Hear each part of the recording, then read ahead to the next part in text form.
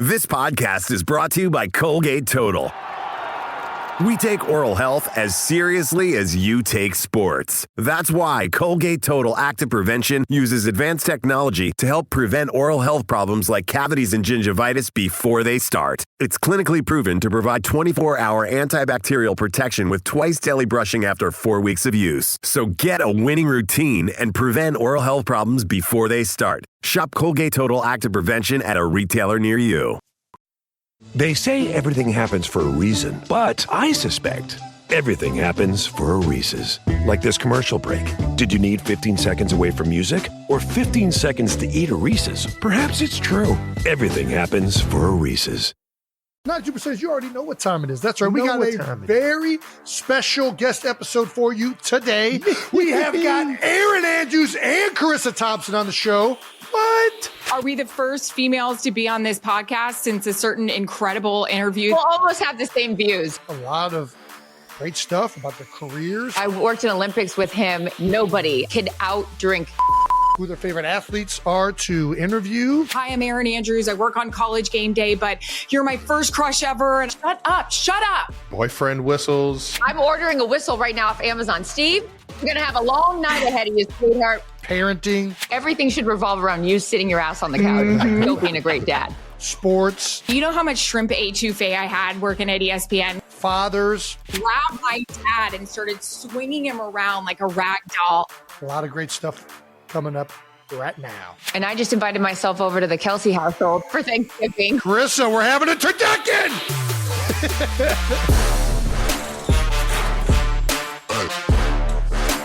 Welcome back to New Heights, ladies and gentlemen, boys and girls, a Wondery show brought to you by KFC.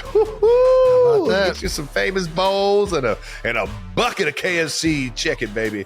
That's what I'm talking about. Take me back.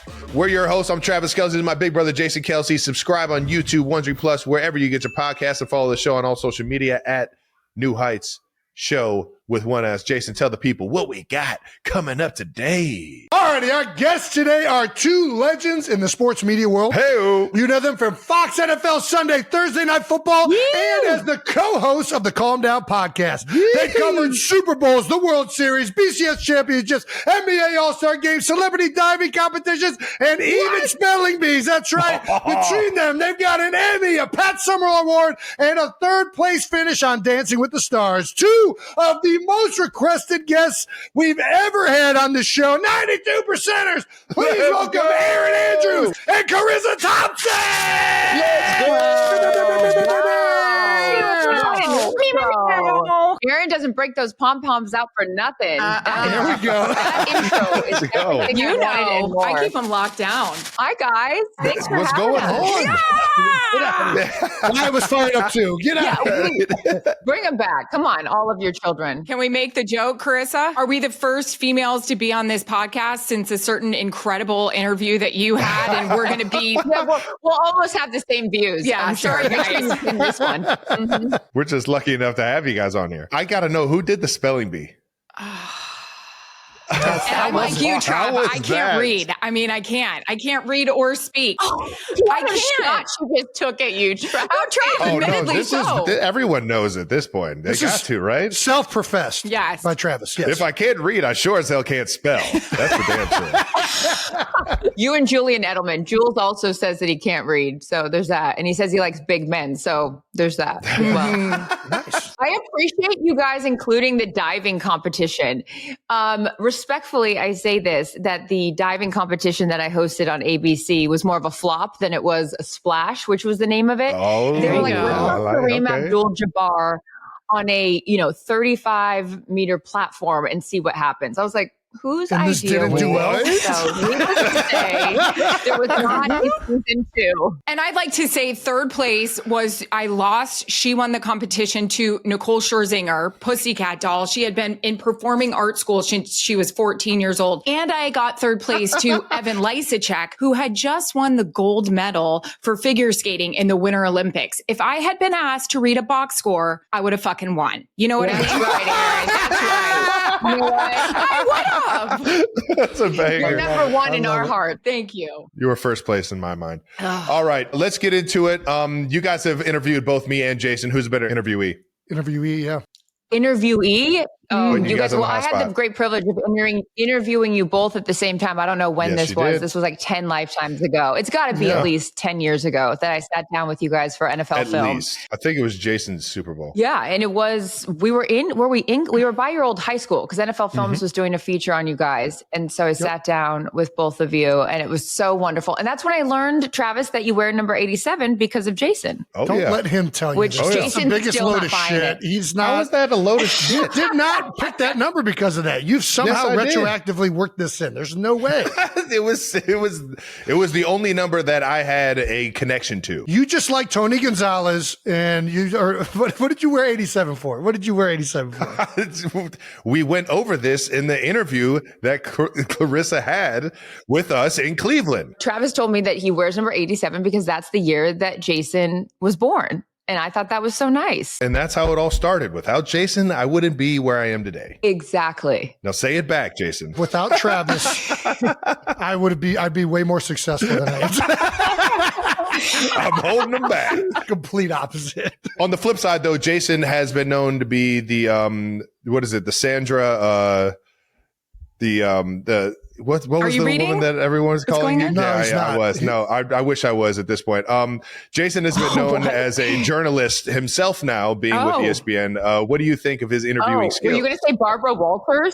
There it That's is. what he was going to say. Diane Sawyer. I was like Sandra That's what Walters. you were going to say. Sandra Walters. Sandra Walters. Barbara Walters. Oh, gosh. I think you're killing it, Jason. We saw you. I don't know where we saw you recently, but yeah, I think you're doing an amazing job. I will tell you though, we were just making a joke about, when you guys had Taylor on. Charissa and I were both saying after that, you nailed that. Crushed. You freaking crushed That's that. so hard. And actually, I'm going to ask you some questions right now. Go ahead. Pre-prepared. I mean, because you just were banging them out. We have a great editing team. They're very good. And I think anybody could have done a good job interviewing Taylor. She was fantastic. And I don't know.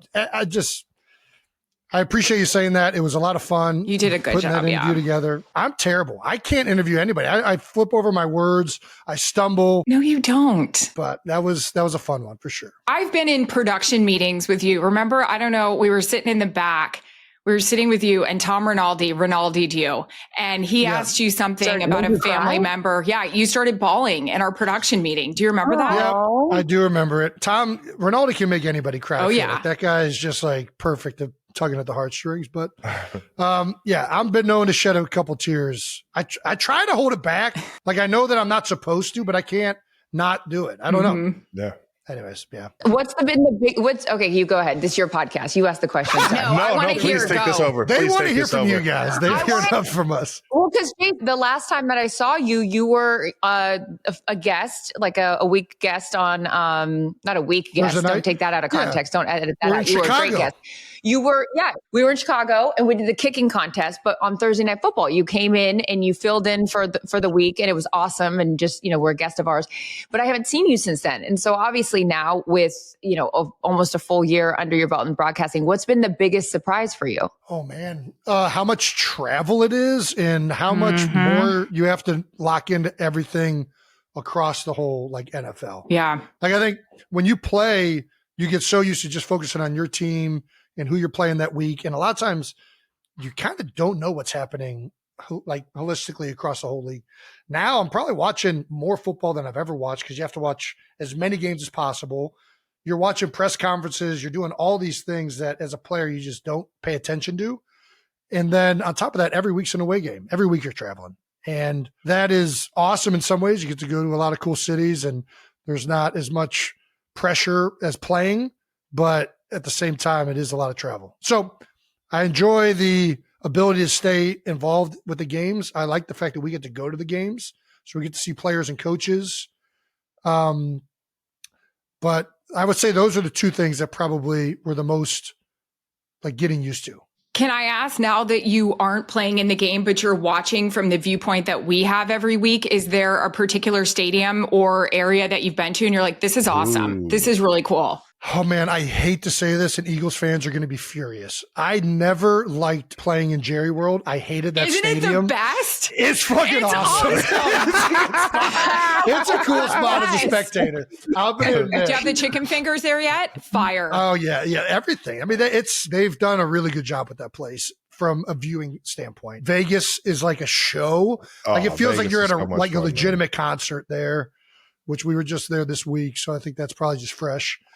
And then, there's the places you'd like to play in as a player too. There's like a charm to it as well. Like I've always loved going to the Packer Stadium for much different reasons than Jerry World. It's awesome. So yeah.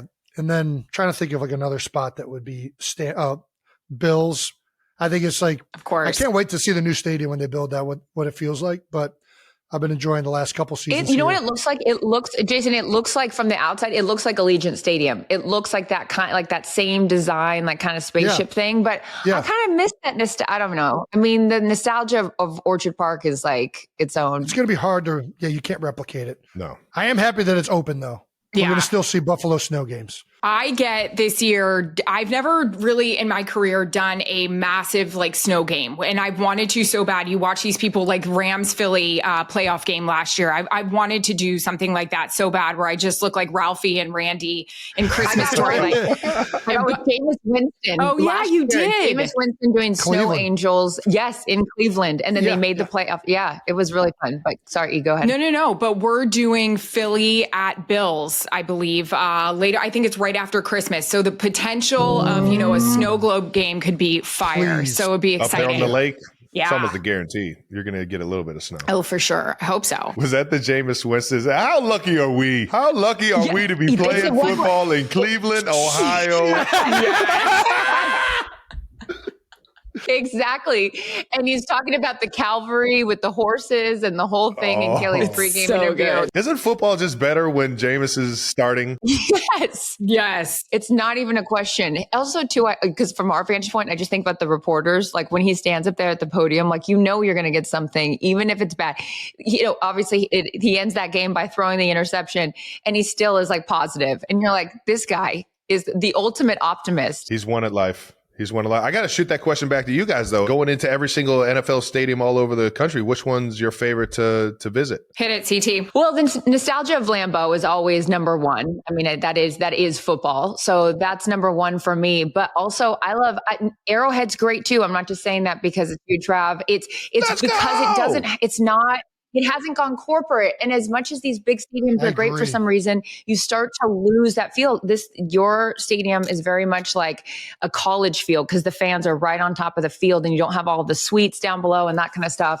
I also love, Charlotte has some bangers. They play some tunes. Yeah. Remember, in Santa Clara at Levi Stadium, the music, Erin and I are big on the DJs. If they've got some music, Atlanta, obviously. They're playing some Pretty Pablo or. They've got good music. Of course. North Carolina, the motor razor.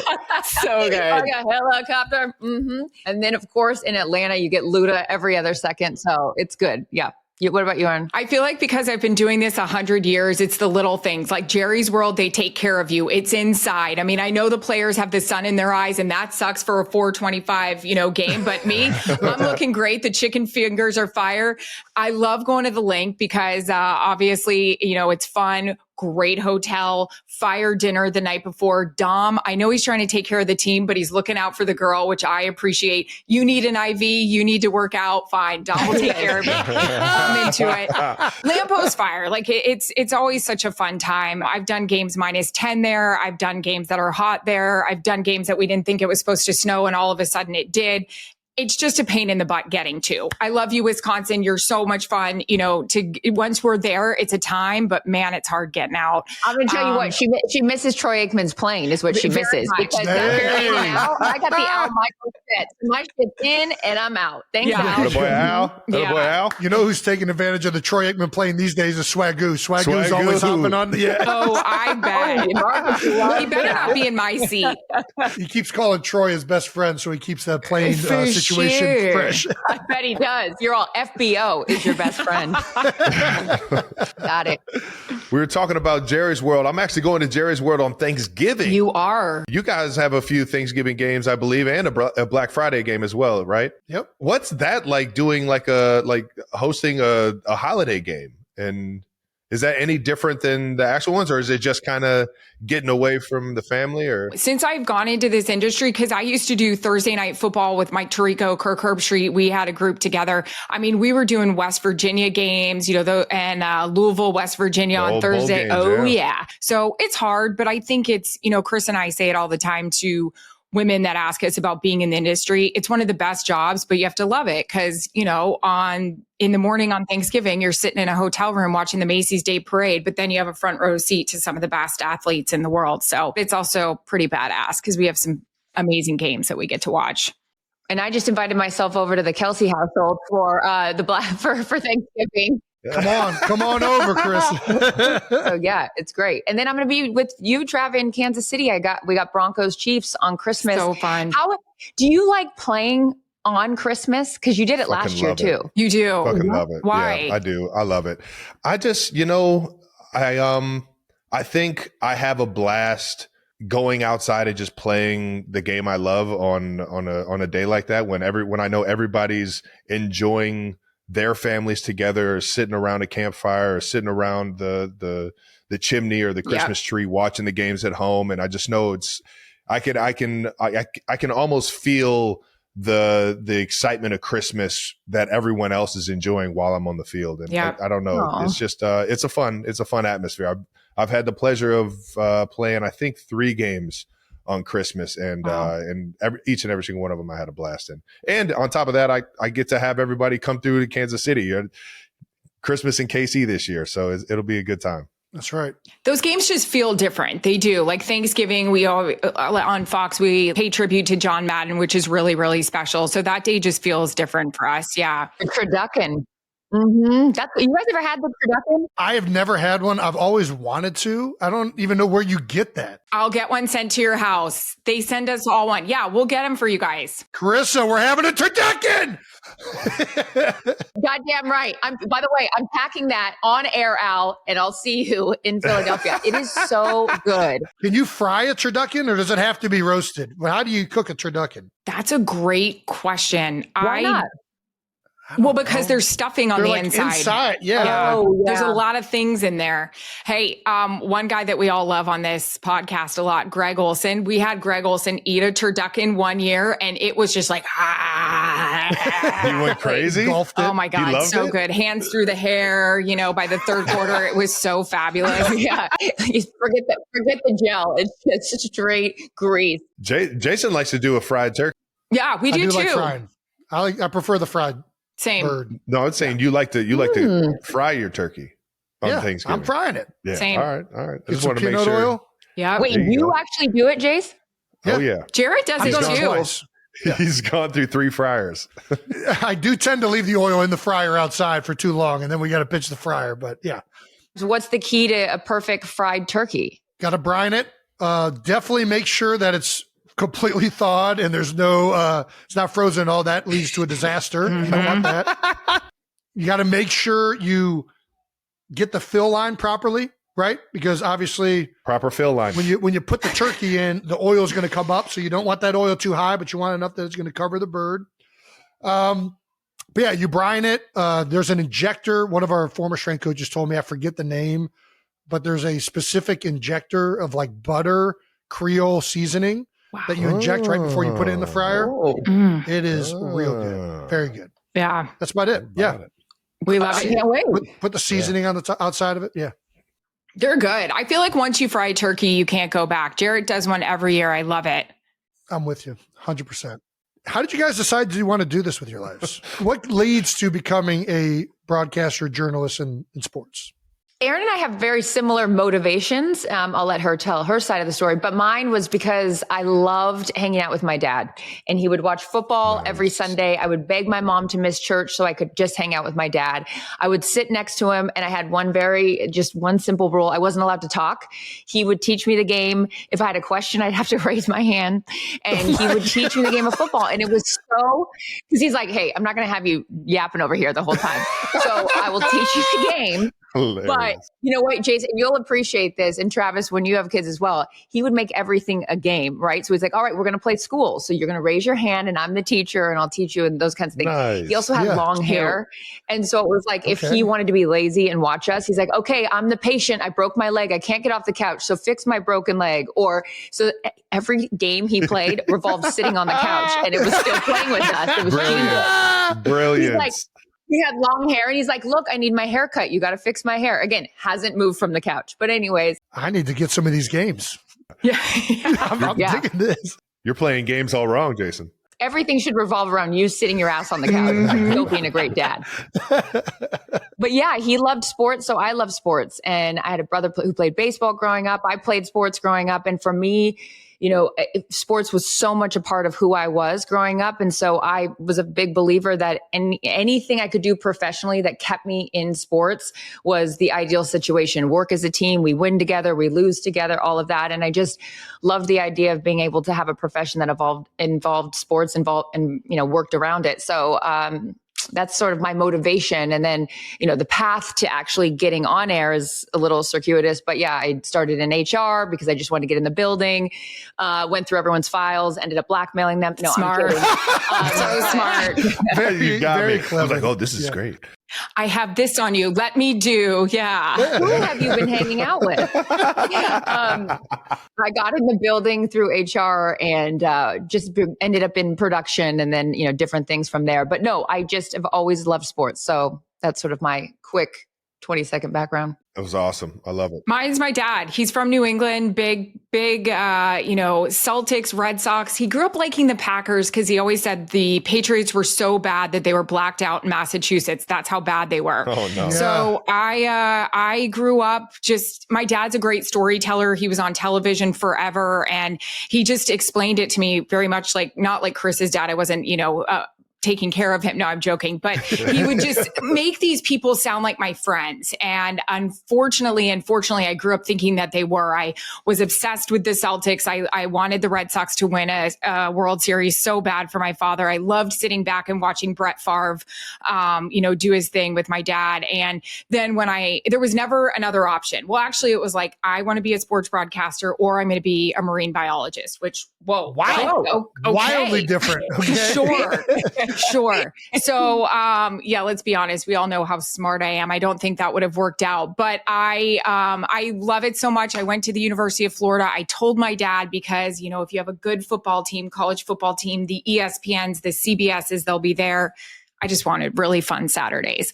And then because I grew up thinking these guys were my friend, friends. Yeah. I've had multiple encounters with Larry Bird. I met him and I told him everything about my life in 1 minute and absolutely like vomited my life story about how he is my everything. Called my dad right away and I said, holy shit, Dad, I just met Larry Legend. I think I embarrassed myself. I talked about all this stuff and he goes, oh my God, can you go back and say I'm sorry? I'm like, no, Dad. Kevin McHale in an airport one time, ran up to him. It was like 11 o'clock. He's going somewhere. I'm going somewhere, coming home from a game, telling him he was my first crush ever. Hi, I'm Erin Andrews. I work on College Game Day, but you're my first crush ever. And I just want to tell you, thank you for like, shut up. One cool ass story though, like you think about like giving it, you know, paying it forward and, you know, with your parents and everything. When I worked for ESPN, no, actually Fox, I got to cover the World Series and, I took my dad to Fenway. It was actually right after, you know, the marathon and everything and how dramatic that was. But I brought my dad onto the field after they won. And then Fox said, we're going to go live, go inside the clubhouse, grab Big Poppy or whatever. Poppy actually came out in a tank top, goggles, champagne, sprayed all of us. Of course she did. Papa, like grabbed my dad and started swinging him around like a rag doll. My gosh. And my dad was What a just guy. like, this is fucking awesome. It was just so cool. So cool. Oh, those stories are the best. You know, we both have our motivation and inspiration to be in sports broadcasting was our dads. And I think to be able to have those moments with them, like you had that at the World Series, I got to bring my dad to the 2019 Masters, front row, amen corner, top of the leaderboard, starts falling off. Tiger's inching his way up. And I'm like, we might be able to see this. And then we go to 16 or second row at 16, he birdied 16. And I like sat there and I was like, holy shit, I'm going to be able to experience Tiger winning the Masters with my dad.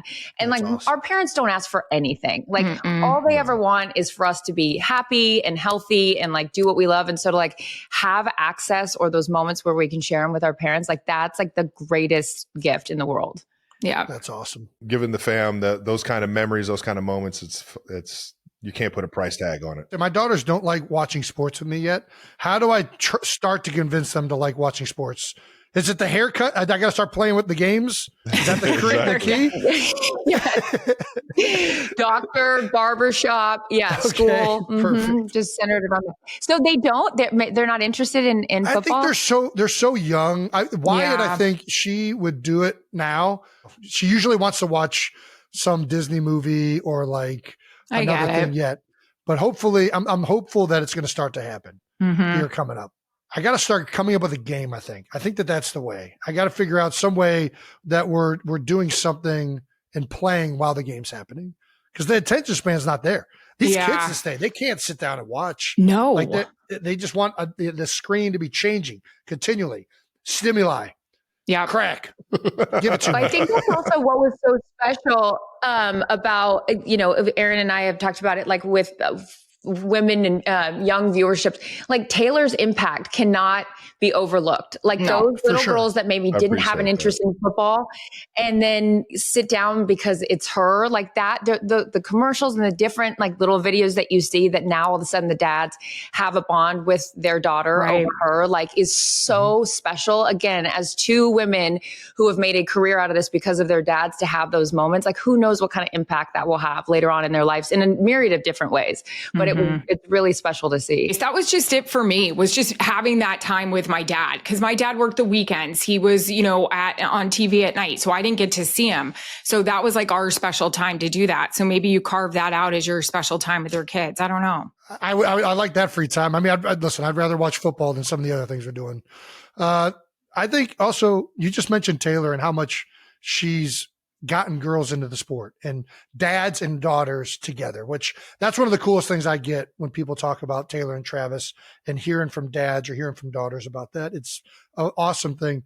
But also, like, how much do you guys think about how many women you've been impacted that watch sports? Like, Kylie was a communications major.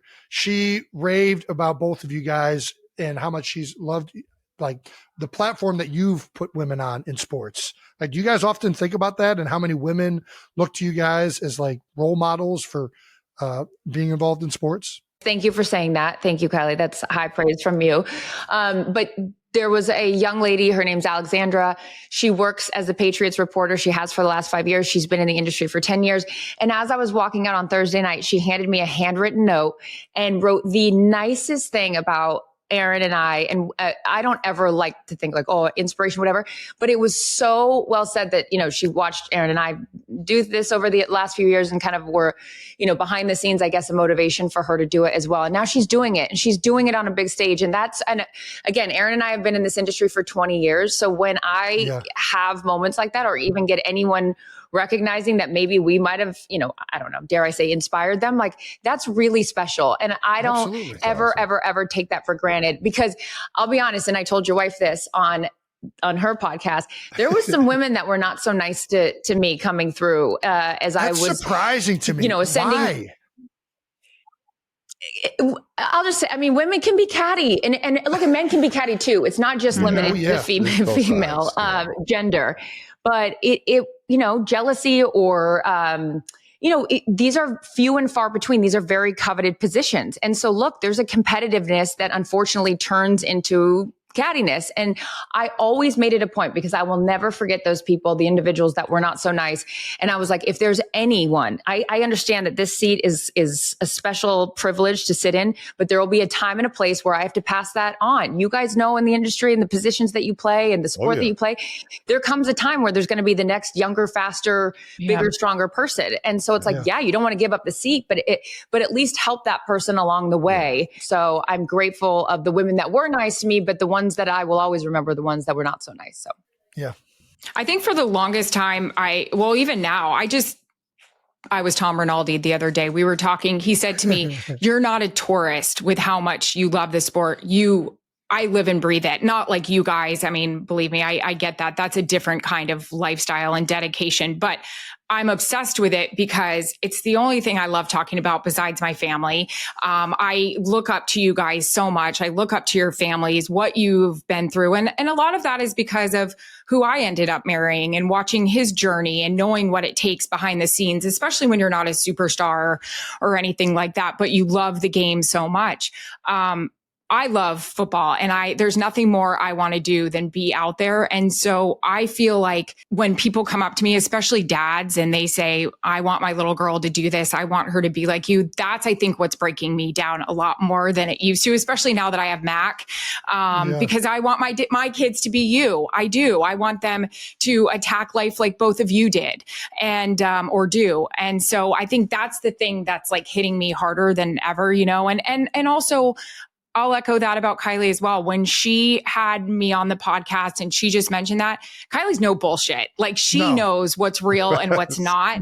And when she just said, hey, you've done this and I've looked, that hit me. Like I got, tears in my eyes because she knows the people that care and love it and respect the players and the coaches and the organizations like Charissa and I do. So that means a lot to me when you're kind of stopped and like Charissa got that note the other day.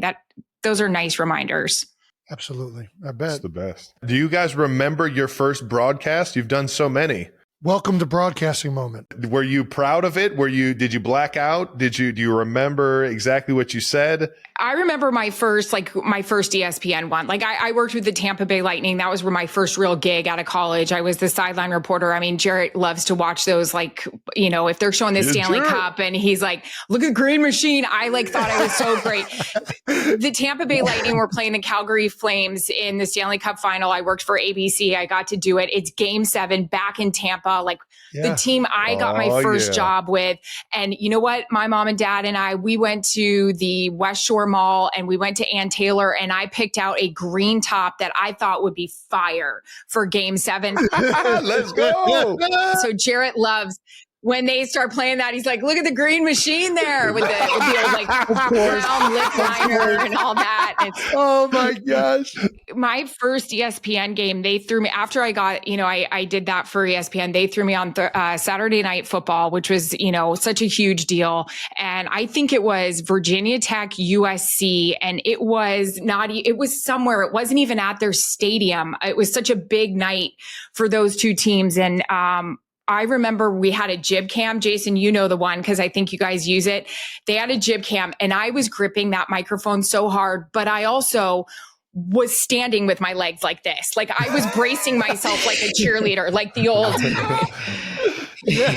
my producer, after I nailed my hit, goes, hey, great job. So next time we do this, close your legs. I needed a good base. CT, what about you? When I, worked in HR, then I moved into production and I was like, I want to, be in sports broadcasting. They're like, cool. Good luck with that. Go work in production. And so I took whatever job was available in the production because it was remember all the RSNs, like the Fox Sports Rocky Mountain or Fox Sports Pittsburgh. All yes. Yep. So I moved to Denver. And I became a production assistant and I just worked behind the scenes and I did anything I could to learn the trade and all that kind of stuff. And so then they were like, well, we're going to send you out to like local bars and, kind of interview fans and all that kind of stuff. So that was my first on-air experience was in a bar. And I was like, well, this is weird. So natural in this environment. I'm in my element. Yeah, these are my people in here. So then that got parlayed into they let the girl go that was on air as their Rockies reporter, the Colorado Rockies. And so they they were like, we'll give you a shot. And if you're okay, then we'll give you another shot. And then they kept giving me shots. And so that turned into a 2-year contract, which was awesome. Anyways, so that was my first on-air experience. But my first welcome to TV moment, TV in a cold environment moment, was I'm working for the Big Ten Network. It is a Golden Gophers game. We are outside. You know the one. You know the one. I got the microphone. All right, coach says da da da da da, and the play cock. Play. Oh, no! My mouth is frozen. Oh yeah, I can't correct myself. So finally, I just go, Tom. You guys got it from here. And that's the worst, Jason. I don't know if you feel this way on air. It's like once you stumble, it's like, and then you try to correct it. It's almost like lying. The cover up, it's like, my mouth was frozen. It was just a wrap. Oh, that's funny. Do you think it's easier to get into sports broadcasting now or versus when you guys first started? What do you think of the current landscape? I think the one thing that's cool is there's a lot of avenues. Like these teams have their own like digital, social production studios that are nicer than what I was ever, introduced to before I got to Fox or ESPN. So I think there's a lot more opportunities in terms of how you get into the industry. But I will say this, Leslie Visser gave me this piece of advice, and I don't know if you're just talking about being a female in the industry, but I say this to young girls, I kind of copy her, but being a female helps you get your foot in the door, but in order for you to stay, you have to work your tail off. And I think that's because of being a female, right?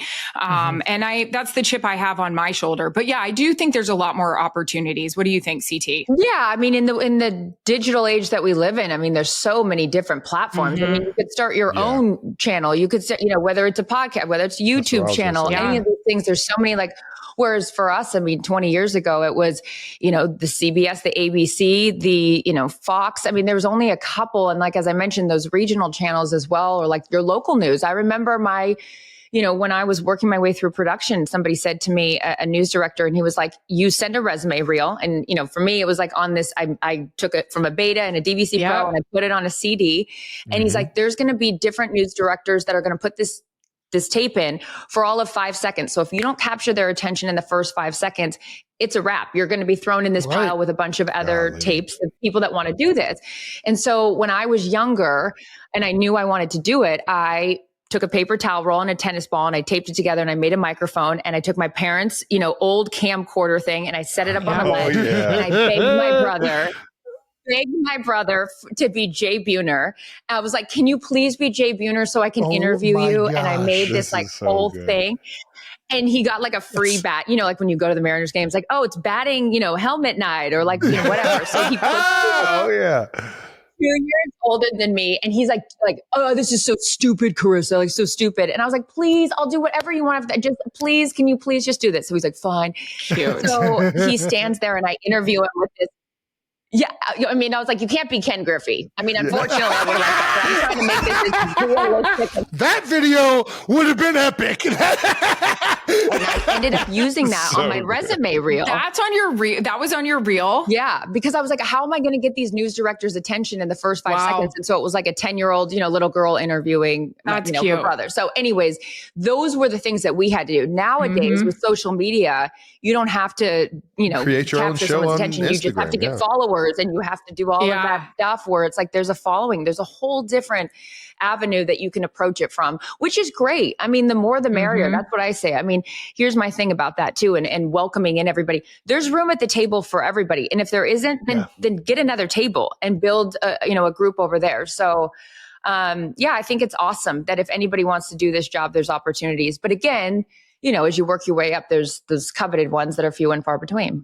Right. CT, do you remember any of your features or packages that were on your resume reel? I can only think of one that I know. And I remember I was editing it and I was trying to do Phil Collins in the air.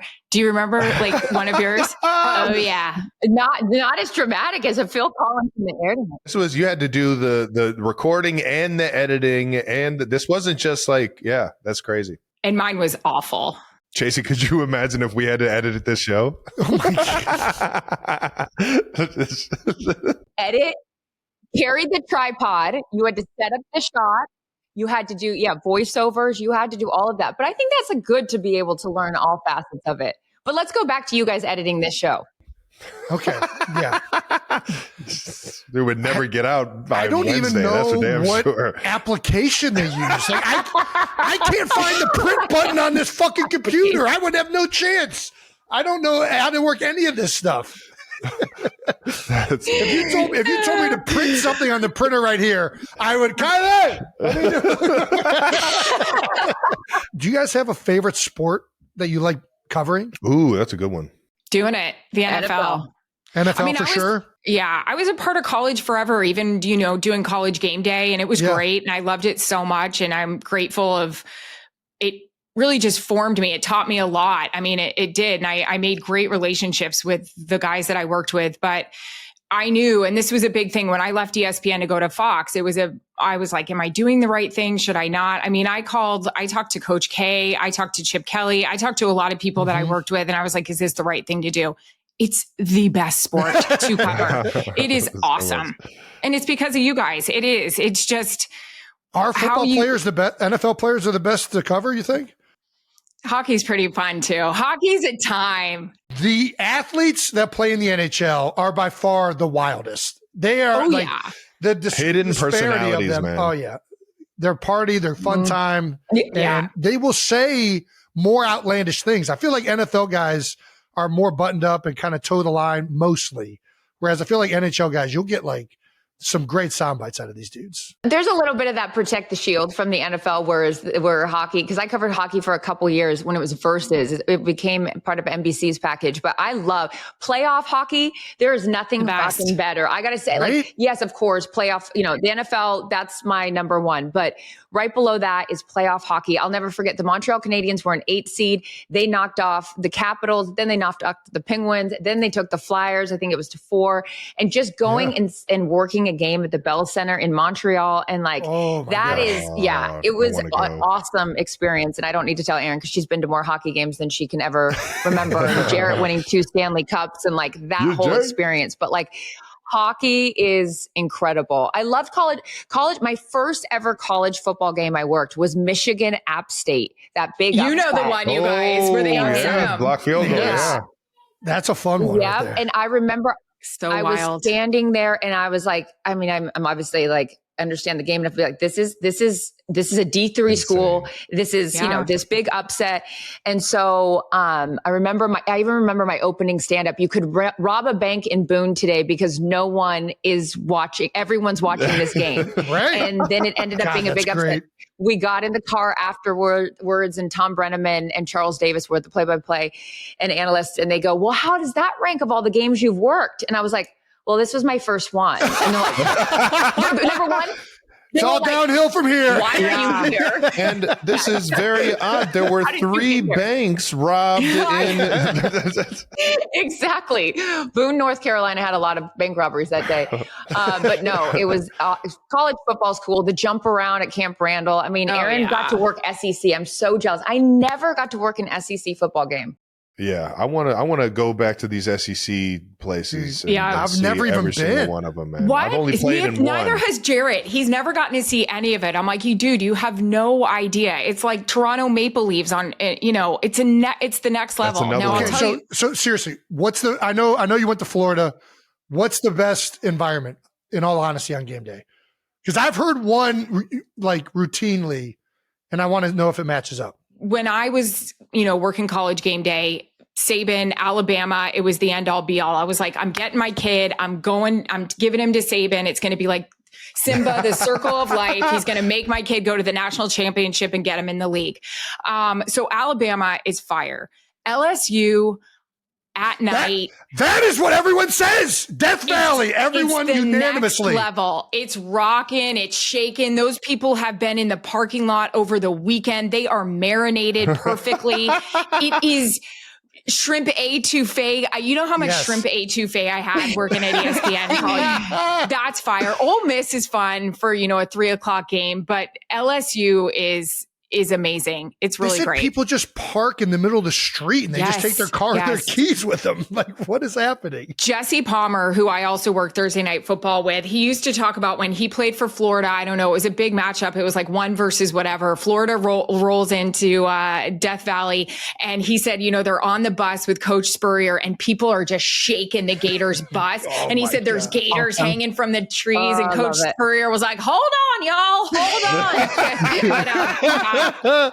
Old days Cajuns. Like that, those stories, so much fun. Yeah. College football, it was fun to cover, but I like going to Arrowhead. With the NIL and conference realignment, it feels different. It's different. And it's still awesome game. That's, the sport is still great. It just felt different when, like the Pac-10 was the Pac-10 and I don't know. There just is like a different vibe to it, but that's, Yeah, it's definitely in a weird state right now with the conferences and the NIL stuff and teams are. Now it has 20 teams. I don't even know. I couldn't even name all the teams. I know. It's just different. Kids are like playing for like 3 different schools. Like it's nuts. It's driving Bentleys and But the plus ones, you, Jared, Steve, you guys have to go to LSU together when everybody's like done with their, playing. That would, you guys would crush it. Yes. CT, I was going to ask you, when you covered NHL, and we both did, was there ever a time, because the injuries with those guys are so different from, hockey players will come and do an interview with half their face hanging off. And I did a game, Jeremy Roenick, that shows how old I am, half his face was off. Like he had gotten it all stitched up and was. Yeah, he had to wear that chin guard for a while. I remember this. And I looked at him and I go, oh my God. And then I just blanked out on my Making question. You talk? Yeah, I go, does that hurt? And he was like, yes, really bad. Interviews, because it was like half his face was hanging off. But did you ever do one where you're like, holy shit? No, I didn't have that experience. But when you said Jeremy Roenick, I remember I worked in Olympics with him in Vancouver. Nobody, I repeat, and I could out-drink Jeremy Roenick. He is fun. Fucking maniac in the best way possible. Oh my God. I want to play golf with Roenick. I've heard he is just a blast on the course. But what they all are. They're so much fun. People. Speaking of good people, which was a really, really fun story. We had a chance to, and Casey, hang out with Wayne and Janet and you guys all together. And it was, I guess I wasn't really paying attention to my husband in the moment. Like he has, hung out with Wayne a little bit, but not anything to like that personal of that night. Okay. And my husband was glowing. It was like, I was, oh my God. And it was so cool, Chris. I don't know what you think, but like the boys that we were with, just asking Wayne all the questions, like seeing somebody like Greg Olson, just, Wayne, let me ask you something. So this 3 tight end formation, no, I'm kidding. But you know what? Like Greg, those guys, it was just so cool. And what's so great about Wayne, and I think the NHL, is just a normal dude. There and told Charissa what a great job she does, and Greg, and just really, really just awesome to be around. It's Wayne Gretzky. Full stop, Wayne Gretzky. You're just down. But that just reminds me of the text chain that we're on, and Greg Olson does not care if we tell this story ever. Because Wayne, I don't know who's on the text chain. There's a couple of us, including Greg, Erin, and I, myself, Dean, Kevin, Blandino. Okay, Kevin, and after that night, it was a couple of days later, like last week, I guess. Wayne had texted Greg. He got his phone number and he just wrote, "Hey, this is 99. Okay. There's only 199. There's only one. It's not JJ Watt. That's what happened. Yeah. He actually said, "Hey, I just want to tell you, it was great hanging out with you. And I just was watching you and you do a really good job." And he also gave a little bit of a hint. He said, "Janet and I really enjoyed getting to know you." So Greg sends a picture of the text to all of us on this chain. And Greg's response is, "I'm sorry, who is this?" He wrote, "Who is this?" What? Oh my God. He had to be joking. No way. He wasn't. He had a few ones that night. I think we all had a few ones that night. That was a good one. My guy came in from Dallas. He was working a game in Dallas and came in just to get some food over at 1587. Had no idea he was going to run into the great one. That's amazing. Yeah, insane. Remember that game? That was the back and forth, that was the Giants Dallas game, and it went back and forth 100 different times. And he was like, "Oh, I'm not missing it." He is such an animal, Greg. What a time. The best. That's awesome. Wayne. Wayne is. I had two posters on my wall as a kid. I had Wayne Gretzky and Mark McGuire from when he broke the record for the home run derby. Very odd. I was not fans of either of the teams. Sounds like a 90s kid right there. That's right. Yeah. That's right. Bring steroids back, baby. Hey, I had a Brian Bosworth poster. Yeah. Oh, the Boz. So you got to do, just take steroids and you get up on the wall, kids. Erin, you just touched on the hockey players. There is this just being regular guys. I feel like there's a beautiful culture with hockey where if you even start to get a big head, your teammates will rip you apart ruthlessly. Oh, immediately. And that's just something I've always chop loved. you down one. And then Ronick with the cut, they brag about their teeth being missing. They'll take their teeth out at the bar and set it down on a can, and it's a badge of honor at being marred for life for those guys. And I can say this because I married one. They're some of the best looking dudes you've ever seen. They are gorgeous. But yeah, man, dude. All our and then they take friends, their teeth out, and you're like, ooh. Well, on the Kings and our friends would walk around with gold prongs hanging down in the front because they're like, what's the point? It's just going to get bashed in during the season. I'll wait to the end of the year to get the veneers put in. But fun fact, we have incredible health insurance with the NHL. We still have it. You want to know what we don't have good insurance on? Dental? Yes. Oh,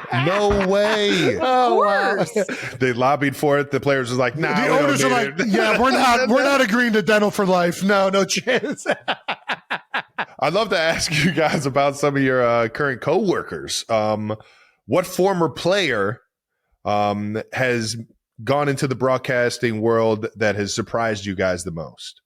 Former player that's good. I had I'll just start while Erin thinks. I had a really unique situation with Amazon because everybody except for Tony had just come from playing. Oh, yeah. So Sherm just finished playing, Whit just finished playing, and Fitz finished playing. Fresh. So they had never done TV before. I remember we were in our first production meeting in the rundown. Yeah.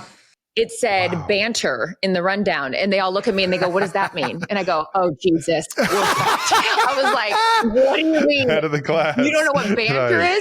Come on." Pretty self-explanatory, guys. Just start talking.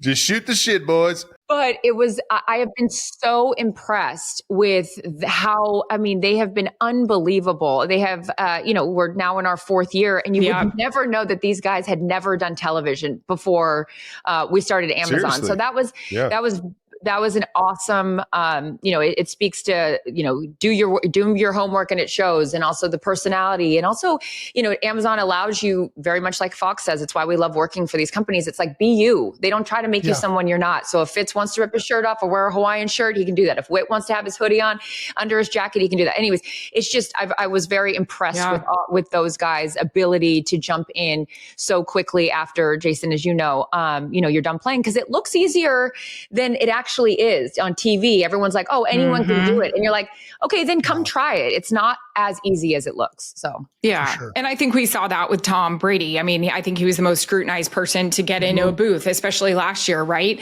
And I'm proud of him. I really thought, like you said, you get in, you think you can do it. And it's like, and I'm not saying that about Tom, but everyone has their opinion, and they let it be known what they thought of him. And it was funny. We were, I think we were doing Tampa. Maybe it was Tampa Eagles week 4. And I was sitting in my hotel room and they were playing last year's Eagles Bucks game.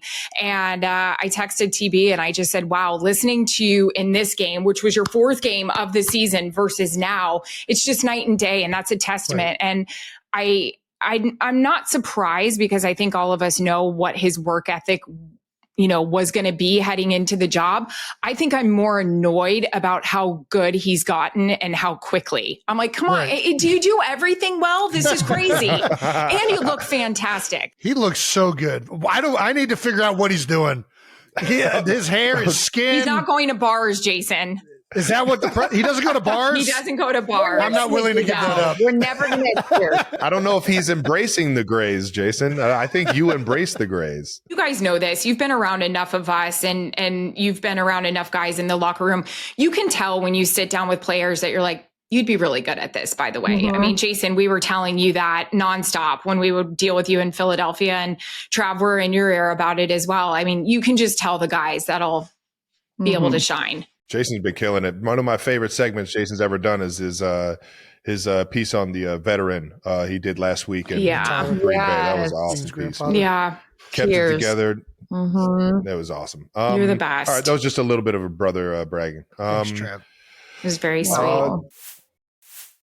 I think we can keep this thing moving to our last segment, which is we got to ask. You guys don't have to answer, but it's you guys should tell us to fuck off. But I think these are fun questions to ask. And I'll start it off with who is the hardest coach that you have ever had a sideline interview with? Lloyd Carr. I'll just start right here. When they were losing, and that Michigan App State game, he blew me off. He didn't stop. He was like, peace out. At halftime? Yeah, at halftime. And remember, this was my first ever game. So I was like, oh shit. Like, right. And then I'm like, me now, I would have ran his ass down and tackled him and been like, no, you're going to answer this question. You got an obligation. No, Lloyd Carr. Lloyd Carr was my, I mean, that stands out. Ian? For sure. I would say Coach Belichick. And not because he was ever disrespectful, but you knew what you would get, even if they were up by 30. And I love a challenge. And I remember just asking Jarrett, even texting him during the game. I'm like, shit, I'm in my head about this. Like, I want Coach this to go well. And Jarrett would always say, it's not about you. This has nothing to do with you. This is how it is. Like, this is, his demeanor on the field. And because off the field, I would say to Coach, hey, how do I get you to like me? And he's like, what are you talking about? I like you. But that was just how he handled things. So I took it as a mission. Coach Saban, early in his career when I was doing college, I was very because he was very direct. But then, he's similar, yeah. Yeah. But I cracked him a bit. So nice. What about the opposite? Favorite coach? Like, who's like somebody where you're like, I get to talk to him and he's just going to kill it. This is going to be great. Yeah. Happy or sad or pissed off, Kyle Shanahan is freaking great at halftime because he will tell you everything and he doesn't candy coat it.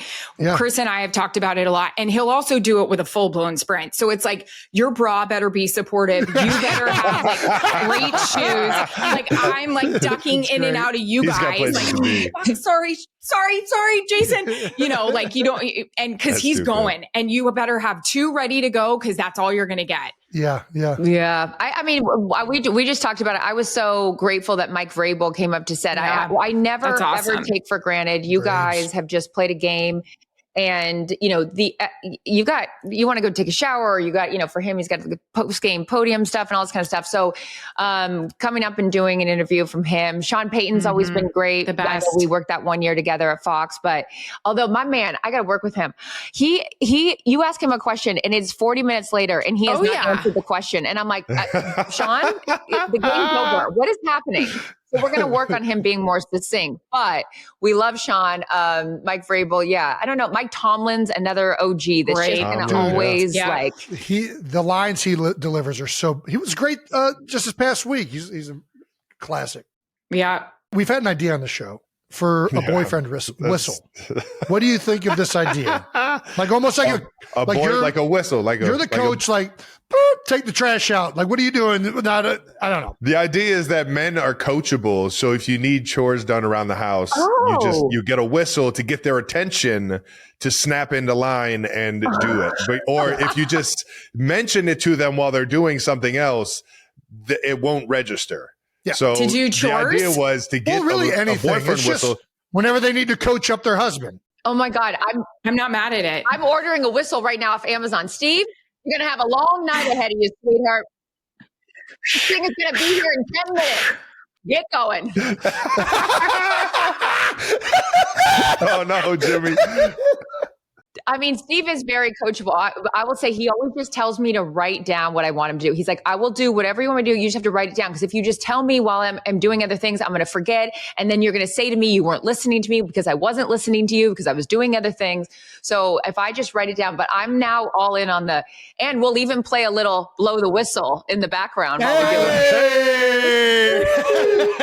Gilly? See, I don't need that for chores in my house because mine is on me about staying, keeping it tight. So yeah, there we go. Yeah, big time. But yeah, other things, I'm down for it. Let us know when we can pick that up. Nice. All right. We got to get a new Heights whistle on the market. Yeah. All right. When traveling with friends, what makes a good travel +1. Keeping track of the passport. I don't want to be responsible for it. Steve is way more responsible than me. So since we all travel a lot for work, every single person on here, when I travel recreationally, I am at that airport bar or that airport lounge and I am ready to get in the mix. So I don't want to be responsible for having to get to the gate on time. I don't want to deal with the passport. Like, I'm already on my vacation the second I get in that Uber to go to the airport. So like, please just be responsible for me while we're at the airport. And that makes a good travel partner. But I think Steve and Jarrett are the same with this, Charissa, with our vacations we've gone on. Like, they deal with, I know Jarrett deals with the reservations. He deals with the cars that are picking us up. Like, he's very big into the schedule and, hey guys, we're going to do this. And sometimes a little too much. Like, hey babe, Clark Griswold, relax. We don't need to have the whole trip planned out. Maybe one day we sleep in. I don't know. He's a planner. So yeah, he's really good with that. And I think when he's not around, I kind of panic. Like, wait, I have to plug in my gloves myself and heat them myself and bring our stuff down to the lockers. What are you talking about? Erin, we have to tell. So this past off season, Erin and I did, and Steve and Jarrett did a Griswold European vacation. So we were almost 10 days or 2 weeks we were in Europe together, and the guys planned it all. They did everything. So Erin and I had a talking with one another before this trip started. Like, we are not allowed to fucking complain about a goddamn thing because we planned a whole thing. So there we go. But the one night we did complain was when Jarrett asked a teammate, former teammate who was European, of where to go to dinner one night. Oh no. We were in Monaco and there were these guys that were there on a bike. They were on a cycling trip with a bunch of dudes. Okay. Prostitutes that showed up. Yeah, there they were. Not our better half. There they were. Yep. And so as we're asking these guys about their cycling trip, they're like, oh yeah. I'm like, so do you bring your own bike? And they're like, no. And I'm like, definitely a cover up on the old cycling trip. Oh my God. I don't even know where to go, Jason. It's on you. As a girl dad of 4, at some point, I will have 4 teenage girls living under one roof. Is there any advice that you guys have? What is just... I would, so I remember this vividly, where I saved up my babysitting money and Janko jeans were like really in then. And so I came down the stairs in these Janko jeans and my dad looked at me and goes, what the fuck are you wearing? And I go, oh, these are new jeans. And he goes, not in this house, they're not. And I was devastated that he wasn't going to let me dress like the skater that I wanted to dress like and whatever. But he always had the thing like, it's my house, my rules. And he was like, we're not doing that. And so I would say along those same lines where it's like, you know, my dad also had this expression, it's not my job to be your friend. It's my job to be your parent. And then when you turn 18, you get to decide if you want to be friends with me. So it's like, as hard as it is, I'm sure, because girls will like, you know, butter you up and all this stuff. It's like, you just stay. And I know you and Kylie are very aligned on this. I've heard you say like, we don't want to raise brats, and you won't, because. And I loved that, Jason. Because it's like, it's your, I mean, to send these children out into the world and be good human beings, it starts at home. And that is a thankless job. I don't have kids. I won't pretend, but I just know, like, for me, that growing up in a household with discipline, but a lot of love, like, I knew what the rules were. I knew that my parents, you know, like, had the best intentions, and like, kids want boundaries. They want to know like what the rules are. So I would say, like, just even if they're girls and you feel like you got to like be a little bit lenient because it will help them later on to not just always like give them the out because they're, you know, little girls. Okay. See, it's crazy. I'm running into this at my house. I did grow up with boys. I mean, it was my sister and, you know, but I know Jarrett, and obviously had structure throughout his whole life. He moved away from home when he was 14 to go play junior hockey. Jarrett is easier on Mac than I am. And Mac's only 2, but like, prime example, you know, he's kind of acting up yesterday. And I said, Jarrett, now's your time. And he's just like, I know. It blows my mind, because I am very much like, and I loved when you talked about Disney World and your daughter, and you just said, I don't want to raise brats. So because yesterday I decided, hey, let's pull. No, you're gonna have half of it. I love that. Because that's how I feel. And so it is a real balance here. But now I'm today I felt like before he left for the rink, I was like, wow, our parenting skills, like we need to get on the same, level here. But so when does that happen, Jason? I'm curious about that. We're on the same page almost all the time. I would say very routinely. We're both pretty disciplinarian when it comes to the girls. I've seen you. You're amazing. Yeah. But you have I will say the girls, the only girl I grew up with is Travis. So this is new territory to a certain extent for me as well. Right. How did I catch a stray in this? When I first found out I was having Wyatt, I was like, okay, I'm not going to raise her any different than how I would raise a boy. Like I'm going to make her tough and like disciplined, and I'm not going to be like this, like daddy's daughter who's getting everything she wants. And then like the moment she came out, it was like very hard to not be that dad. Like it becomes very obvious exactly what you're talking about, Charissa, where it's like, it is very difficult when they look at me a certain way to not cave like instantaneously. And especially those eyes on your girls. My gosh. And I will say Kylie is better at resisting that than I am 100%. So I could still though, listen, like the waffle story. Mm-hmm.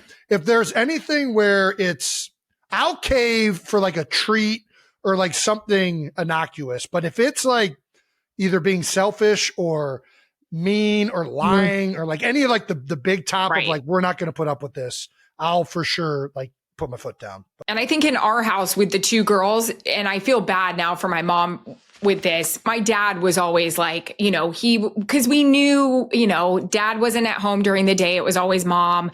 And so we acted differently for dad. And I feel bad that I did that to my mom now. So obviously our relationships are, I'm so sorry, mom, because now Mac does that to me. But I feel like you'll always be a different role with daddy. So yeah, that's interesting when you have to figure out to be the disciplinarian. Yeah. I was just thinking about, and I know we all grew up in the same era where it was like, we didn't have cell phones and our parents weren't like calling us. When they would leave during summer vacation, they would leave that note, the proverbial note on the counter that was like, these were the chores for the day. And if you didn't get that shit done by the time we're home, you're in trouble.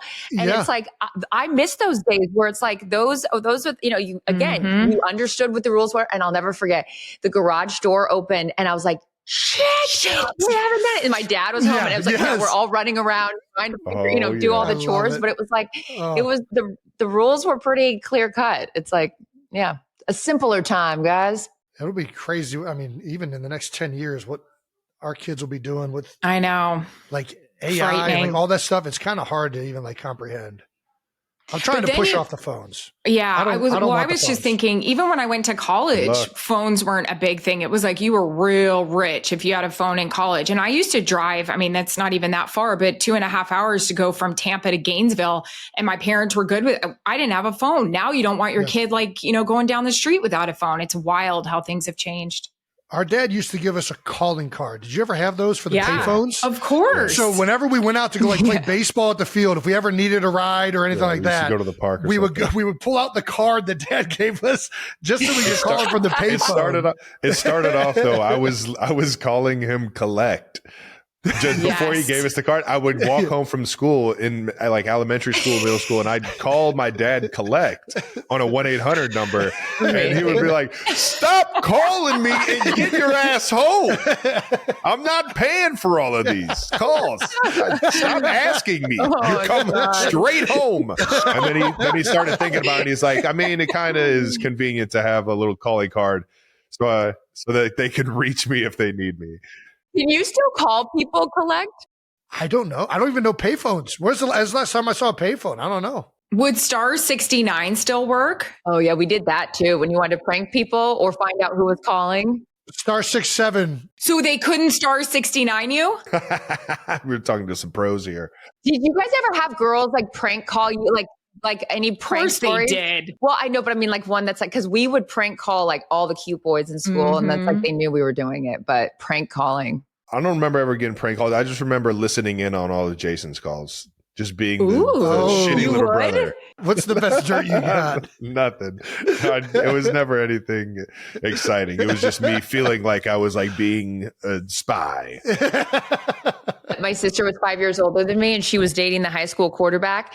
And I remember I played with Barbies until I was way too old. Like somebody, my dad should have stepped in and been like, hey, I think you're a little too old for this. This is getting weird. In the Barbie convertible in the dream house. And I was like in, 9th grade. He's like, that's enough. But I remember I think I was I'm not kidding, 7th grade. And the high school quarterback walked in my house and I was mortified. I threw the Barbie and I was like, hi, Brad. These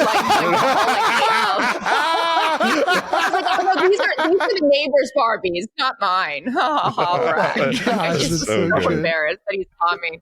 I think the last one is we're giving you guys the floor. Since we have acclaimed journalists on the pod, we want to give you guys the chance to maybe ask Jason a question. Or Travis, say that. Okay, so I always think about in an interview, Erin and I love doing sit-down interviews for a lot of different reasons. Get to, learn more about you guys, just have that like one-on-one, because sometimes in games and post-game, it's just a different vibe when you actually get a sit-down interview. But I always want to ask this question. Is there a question that you wish somebody would have asked you and they never did? Go Charissa. God damn it. And it could be about anything. It's like, because sometimes when those interviews are over and you're like, this is to get in our brains. We're like, oh God, did we ask the right questions? Did we do enough? Did we ask too many? Like, did we, whatever. And then I always think like, maybe there was a question they wanted me to ask and I didn't. I love that. I feel like I've never had that come across my mind, but I've always been appreciative of when I get asked about my family. Yeah. I think that shining light on my mom, my dad, Jason, our supporting cast around Cleveland Heights. I feel like I've always been like, those are the questions I want to answer more than anything else about football, because that's what's at the core of it all. So, yeah, I think similar to what Travis is saying, a lot of the times you're answering questions about yourself, and it feels a little bit weird when you're kind of doing that. I guess like we had a great interview like that, Erin, when we did the whole line in Philadelphia. That is one of my favorite interviews. It was one of my favorite good because it was with the guys. It was like with the group. So I fell in love with all of you that day. That was so special. I think, maybe the best answer is kind of what Travis is saying, either the family or like about a teammate or something like that. Those are always the ones that I really enjoy the most as like an interviewer or interviewee. I'm going to bring some humor to it. When I started in this industry, I had a lot of athletes tell me about people that interviewed them that had really bad breath.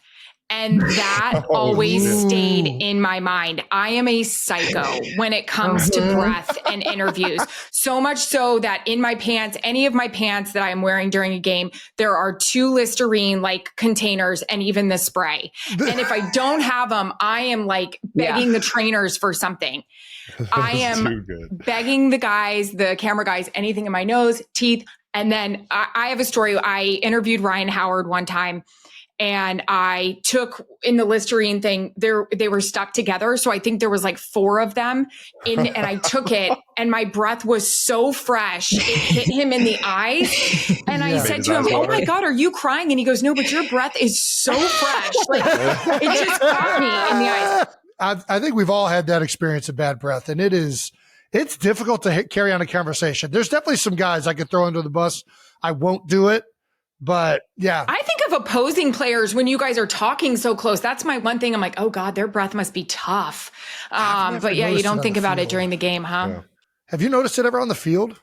I've more noticed my own teammates. You're sitting next to somebody in meetings, and then all of a sudden it's like, God damn it, he's having a day today. Like nothing worse than somebody ripping ass in the huddle, though. It happens like 3 or 4 times. Like, all right, listen, man, you got to get this under control. This is ridiculous. He's sitting right next to you. This is the difference of sometimes, not all, because Erin and I are very honest with each other, but the difference between men and women is 2 guys walk into a party with the same shirt on and they come up to each other and like, you look fucking great, man. Look at that shirt. What a great shirt. You look awesome. Yeah. 2 women walk into a party with the same dress and they're on opposite ends going, that bitch looks terrible in this dress. God damn it. She looks so bad. And it's She's making this dress look so bad. So different. It's like men would be like, bro, your breath is awful. So here's a mint. And women would just like skirt around it and be like, anyone want a mint? No, you're talking to Sarah over here. Sarah needs the whole outfit box. Yeah, Clarissa, you guys are the fucking best. My face hurts so bad from laughing so goddamn hard. This was so much fun. I can't tell you. Thank you. We for laughed your more time. here than we've laughed in a long time. Exactly. You guys are the best, seriously, and congrats on the success. Like, Yeah. I mean, we, us, Erin and I, having come from this world from a long time ago, sitting with you guys in that random warehouse in Cleveland, like we just were your biggest fans. So, Yes. Love you guys. You're the best. bye, you guys. Thank you. And that wraps up another episode of New Heights. That's right. Thank you to Charissa Thompson and Erin Andrews. And also, make sure you subscribe to the New Heights channel on YouTube and follow New Heights on the Wondery app or wherever you get your podcasts. You can listen to new episodes of New Heights ad-free right now by joining Wondery Plus in the Wondery app or on Apple Podcasts. I'd be remiss if I didn't give my Jimmies a shout out. Shout out to Jared and Steve, baby. Hell my yeah. brothers for life, man. Once again, New Heights is a Wondery show brought to you by KFC. Go down the street. It's right down the street, ladies and gentlemen. Get you a famous bowl. Get you some fried chicken. And enjoy a nice meal. Follow the show on all social media at New Heights Show with 1S for fun clips throughout the week. We're going to have plenty of them from this one. Shout out to Charissa. Shout out EA. Appreciate you guys. Thank you to the New Heights production for always making us look way better than what we are and making this life easy for us. And thank you to the 92%ers. We'll see you guys in a few days. Yeah. Sounds great.